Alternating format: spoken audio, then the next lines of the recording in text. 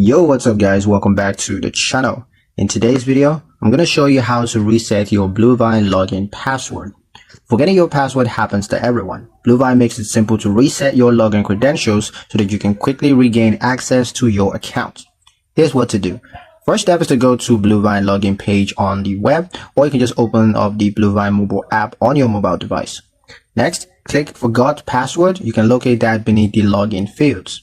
Now just enter the email address associated with your Bluevine account and then check your inbox for a password reset link that's going to be sent from Bluevine. Now if it doesn't appear, you can review your spam or junk folder.